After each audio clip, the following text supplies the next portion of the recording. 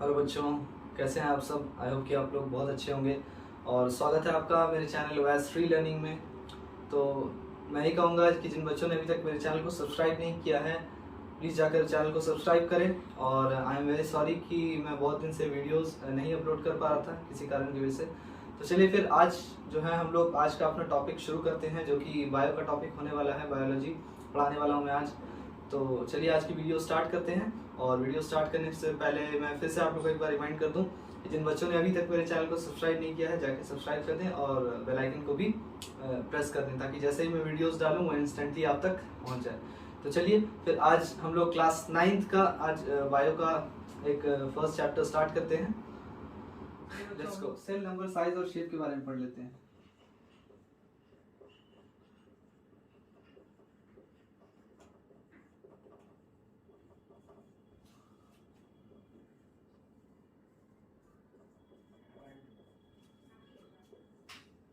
चलिए इसे डिटेल में पढ़ते हैं।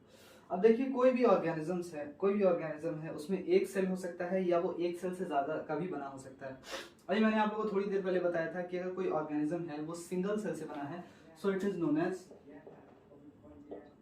यूनिसेल्यूलर। ठीक है, ये सवाल आप लोग को नेम द फॉलोइंग पूछेगा। और कोई ऑर्गेनिज्म है अगर वो मान लीजिए मोर देन वन सेल से या मल्टीपल सेल से बना हुआ है, so it is known as multi cellular. तो ये सवाल आप लोग को पूछ सकता है, इस दोनों में डिफरेंस भी पूछ सकता है बच्चों। Give two difference between unicellular and multicellular organism. सबसे पहला ये हो जाएगा कि it is made up of single cell, it is made up of more than one cell. और दूसरा आप कोई भी दो एग्जांपल दे सकते हैं। एग्जांपल में आप लोग क्या दे सकते हैं, इसमें आप लोग दे सकते हैं बैक्टीरिया और ईस्ट। कोई भी आप लोग अपनी बुक से ही दे सकते हैं। ये सवाल देखिए किस तरह से, किस पैटर्न से सवाल आएगा और कौन कौन सा सवाल आप लोग को पूरा चांस है कि पूछ सकता है, और किस सवाल को पढ़ के आप लोग 90-95 प्लस स्कोर कर सकते हैं, ये मैं आप लोग को बता दूंगा बच्चों डिटेल में, और एक्सप्लेन भी कर दूंगा। देखिए बैक्टीरिया और ईस्ट में दे सकते हैं, और मल्टी सेलुलर में तो आप कुछ भी दे सकते हैं, जैसे कि ह्यूमंस, जैसे कि डॉग्स, ठीक, डॉग्स।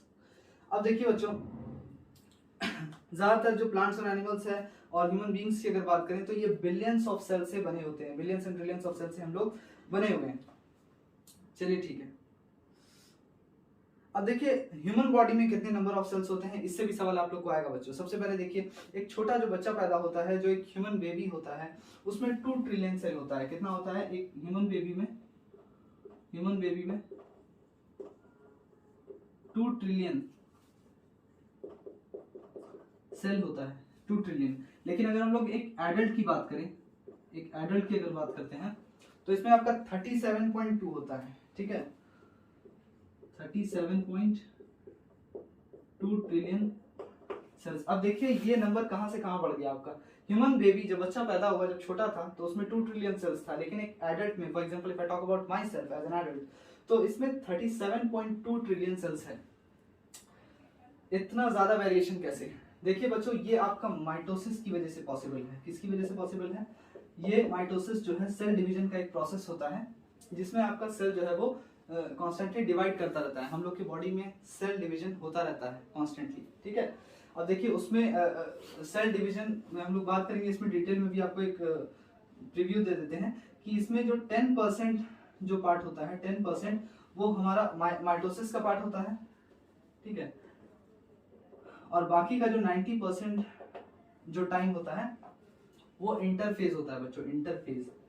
ठीक है, इंटरफेज जिसको हम लोग कहते हैं रेस्टिंग फेज। तो उसमें सेल जो है रेस्ट कर रहा होता है, उस समय वो डीएनए को रेप्लिकेट कर रहा होता है, और उसके अंदर जितने सेल ऑर्गेनल्स है या एंजाइम्स हैं जो कि नेसेसरी होते हैं सेल डिवीजन के लिए, वो उसको रेप्लिकेट कर रहा होता है, अपना एक कॉपी बना रहा होता है, ताकि सेल डिवीजन के दौरान जो सेल 1 से 2 बन जाएगा, मतलब एक सेल से जब डिवाइड होकर वो 2 बन जाएगा, तो अगर ये रेप्लिकेट नहीं करेगा डीएनए, मतलब अपना एक कॉपी नहीं बनाएगा, तो इसमें और इसमें equal number of chromosome, equal number एक जैसा डीएनए जो है नहीं हो पाएगा बच्चों। ठीक है, तो इस वजह से जो बाकी का 90% फेज है वो रेस्टिंग फेज होता है, उसमें सेल रेस्ट कर रहा होता है, और सिर्फ 10% ही माइटोसिस का जो है पार्ट होता है हम लोग का।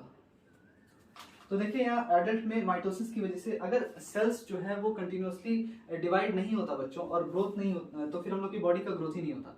अगर सेल्स जो है डिवाइड नहीं होता, ये देखिए 2 ट्रिलियन से 37.2 ट्रिलियन हो गया है, तो फिर we won't be able to grow.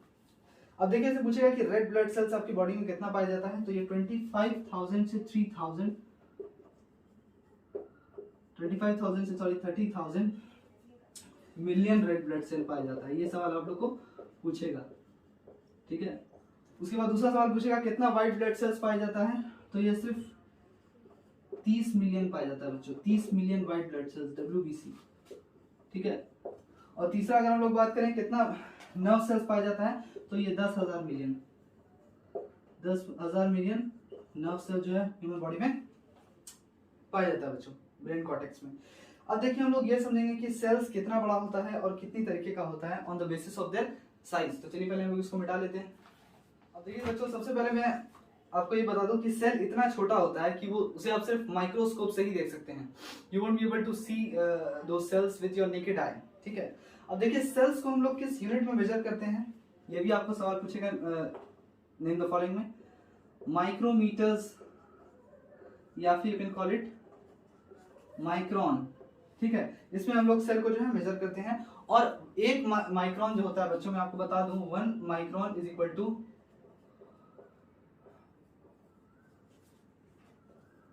1000 part of millimetre. Millimetre के बारे में आप लोगों ने सुना होगा। 1 सेंटीमीटर में बच्चों 10 मिलीमीटर होता है। अब सोचिए 1 सेंटीमीटर कितना छोटा होता है, 1 सेंटीमीटर बहुत छोटा होता है इतना, ठीक है। अब उसमें भी जब 10 हिस्सा करेंगे तो 1 सेंटीमीटर में 10 मिलीमीटर होता है। और 1 मिलीमीटर का अगर आप 1000 हिस्सा कर दें, 1000 पार्ट्स कर दें, तो इसमें से सिर्फ एक पार्ट जो होता है, इस एक mm को 1000 हिस्सा कर दें, उसमें से एक पार्ट जो होता है बच्चों वो होता है इक्वल टू 1 माइक्रोन, ठीक है। तो इस चीज को आप लोग ध्यान में रखिएगा कि वो कितना ज्यादा छोटा होता है कि आप लोग उसको नेकेड आई से बिल्कुल भी नहीं देख सकते हैं।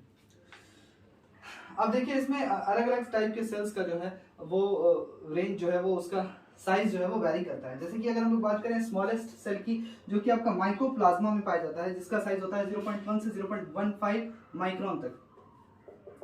स्मॉलेस्ट सेल आप लोग को पूछ सकता है स्मॉलेस्ट सेल किस हिस्से में पाया जाता है, ये आपका माइकोप्लाज्मा में पाया जाता है। और इस स्मॉलेस्ट सेल का आपसे साइज भी पूछ सकता है कि इसका साइज जो है बच्चों वो 0.1 से 0.15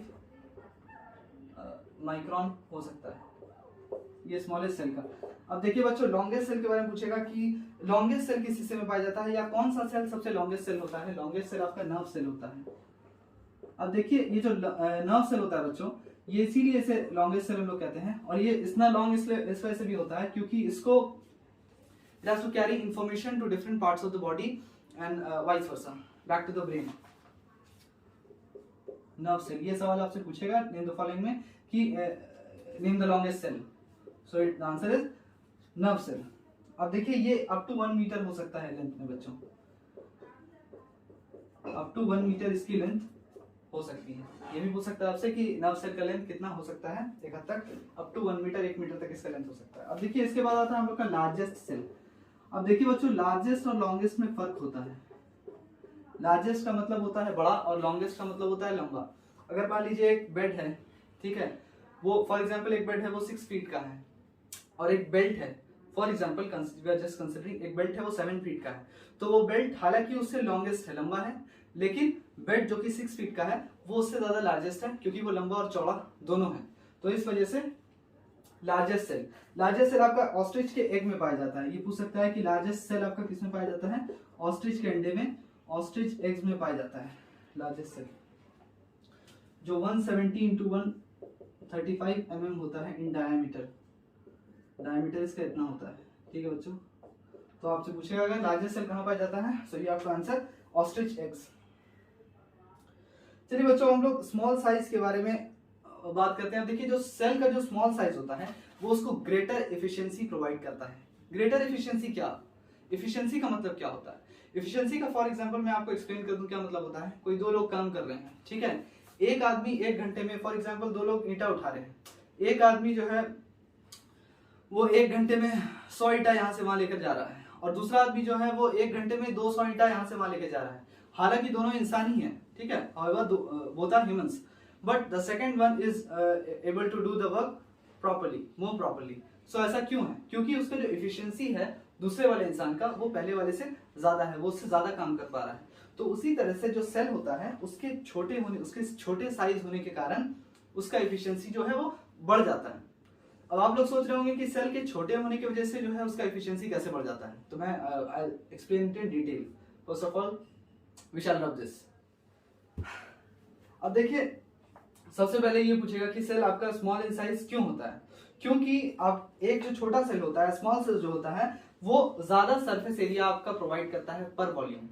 अब आप सोचेंगे कि सरफेस एरिया तो बड़ी चीज का ज्यादा होता है, अरे बिल्कुल बड़ी चीज का सरफेस एरिया ज्यादा होता है, लेकिन आपको उसको in comparison to its volume, अगर उसके वॉल्यूम के हिसाब से देखेंगे, फॉर एग्जांपल यहाँ पे 2 बकेट है, ये एक बकेट है, इसमें पानी भरा हुआ है, और ये एक बड़ा वाला बकेट है, इसमें भी पानी भरा हुआ है। तो हालांकि इसका सरफेस एरिया ज्यादा होगा बड़े वाले का, लेकिन सरफेस एरिया पर वॉल्यूम, पर यूनिट वॉल्यूम अगर हम देखेंगे तो इस छोटे वाले का हमेशा ज्यादा होगा। जितना ज्यादा छोटा साइज होगा बच्चों, उतना ज्यादा उसका surface area per unit volume होगा, और उतना ही ज्यादा वो ग्रेटर एफिशिएंसी से काम कर पाएगा। अब देखिए एक एग्जांपल लेते हैं इसको समझने के लिए। मान लेते हैं कि एक क्यूब है जिसका साइड जो है वो 4 सेंटीमीटर मेजर कर रहा है। फॉर एग्जांपल ये क्यूब है, इसका साइड जो है वो 4 सेंटीमीटर मेजर कर रहा है, इधर भी 4, इधर भी 4, इधर भी 4। ठीक है बच्चों, अब देखिए इसका अगर हम लोग टोटल सरफेस एरिया निकालते हैं तो इसका आ जाएगा 4 इंटू 6, क्योंकि टोटल सरफेस एरिया का फॉर्मूला होता है 6a स्क्वायर, तो a आपका 4 है, तो a इंटू 6, 6 4 4 16, ये आपका कुछ 16 96 आ गया बच्चों आपका स्क्वायर सेंटीमीटर। अब इसी स्क्वायर को हम लोग डिवाइड कर लेते हैं 8 अलग अलग स्क्वायर में। ठीक है, इसको 8 इक्वल पीस में जब हम लोग डिवाइड करेंगे तो हम लोग को छोटा छोटा क्यूब मिलेगा, 8 क्यूब मिलेगा इस तरह का, 4, ये 8 छोटा छोटा क्यूब मिल गया। लेकिन इसका जो आपका साइड है वो 2 सेंटीमीटर मेजर कर रहा है ईच साइड। ठीक है, ईच साइड आपका लिख देते हैं, समझिएगा, ज्यादा नहीं लिख रहा हूँ, टाइम वेस्ट होगा। 2 सेंटीमीटर इसका एक साइड जो है वो मेजर कर रहा है। अब जब आप इसका टोटल सरफेस एरिया निकालेंगे बच्चों, तो इसका टोटल सरफेस एरिया आ जाएगा आपका 2 इंटू 6, पहले तो फॉर्मूला साइड पहले 4 था, अभी कितना है 2, 2 इंटू 6, वही 6 स्क्वायर पुट करके निकाल रहे हैं हम लोग, 2 टू द 4, 4 6 जा 24। लेकिन चूंकि यहाँ पे कितना क्यूब है टोटल हम लोग का, 8 क्यूब है, तो 8 क्यूब है, यहाँ कितना था, यहाँ आपका एक ही क्यूब था, यहाँ हम लोग का 8 क्यूब है, तो 2 टू द 4 4 6 24, और 24 इंटू 8 अगर हम लोग करते हैं तो हम लोग को मिलेगा 192 स्क्वायर सेंटीमीटर। तो देखिए इस वाले क्यूब का जब हम लोगों ने टोटल सरफेस एरिया निकाला था, सो we got 96 square centimeter, but in this case when we are divided it, so we are getting 192 square centimeter. It means that with the decrease in its size, so efficiency has increased, total surface area per unit volume has increased. So इस चीज से prove होता है बच्चों आपका surface area हमेशा याद रखिएगा डबल हो जाता है, टोटल वॉल्यूम का डबल हो जाता है दोनों ही केस में। ठीक है, टोटल वॉल्यूम हमेशा सेम रहेगा, सरफेस एरिया हमेशा डबल हो जाएगा अगर आप लोग किसी भी चीज को छोटे छोटे पीस में स्प्लिट करते हैं। अब देखिए एडवांटेज क्या होता है, सेल के छोटे होने का क्या फायदा होता है, इसमें से आप लोग को पूछ सकता है, आप लोग कोई भी 2 पॉइंट लिख सकते हैं। कि सबसे पहली बात तो ये कि ज्यादा से ज्यादा न्यूट्रिएंट्स जो है वो डिफ्यूज कर पाएंगे सेल के अंदर।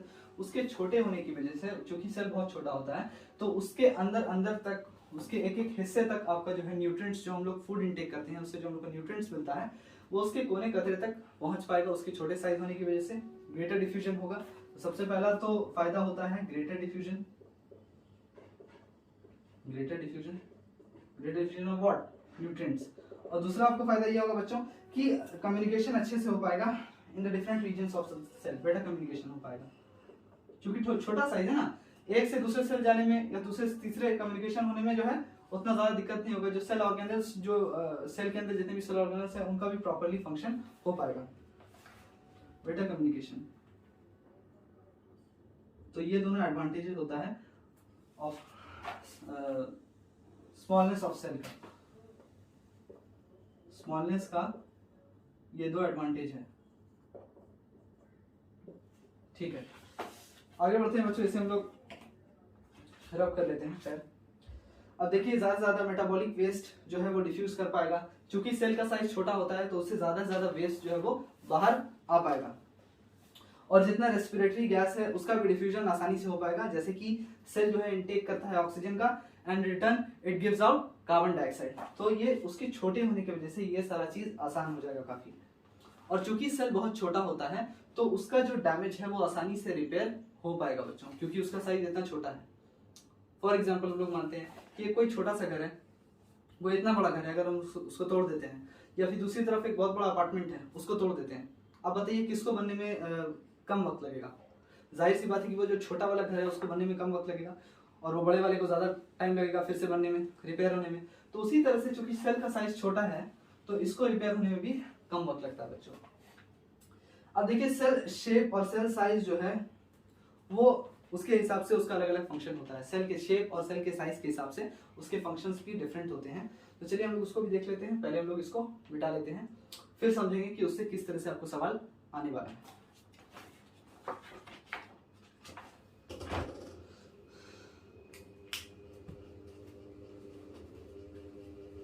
तो बच्चों यहाँ पे खत्म होती है आज की हमारी क्लास, और आई होप कि आप लोगों को वीडियो जो है बहुत पसंद आया होगा। तो चलिए फिर मिलते हैं हम लोग अपनी नेक्स्ट वीडियो में। उससे पहले मैं आप लोगों को ये बता दूं कि जिन बच्चों को भी मेरी वीडियोस अच्छी लगती है वो हमेशा मेरे साथ जुड़े रहें, और आप लोग अगर 90-95 प्लस स्कोर करना चाहते हैं इंशाल्लाह, तो फिर आप लोग मुझे ऑफलाइन भी ज्वाइन कर सकते हैं। ऑफलाइन पेड कोर्स मेरा रहेगा, और आप लोग यहाँ पे एड्रेस में दे दूंगा आप लोगों को डिस्क्रिप्शन में, और कॉन्टैक्ट नंबर भी दे दूंगा, आप लोग मुझे ज्वाइन कर सकते हैं। जितने भी जोसेफ के माउंट एसएससी के बच्चे हैं, आईसीएससी के, वो लोग मुझे ज्वाइन कर सकते हैं। तो चलिए फिर हम लोग अपनी नेक्स्ट वीडियो में मिलते हैं। तब तक के लिए goodbye and take care.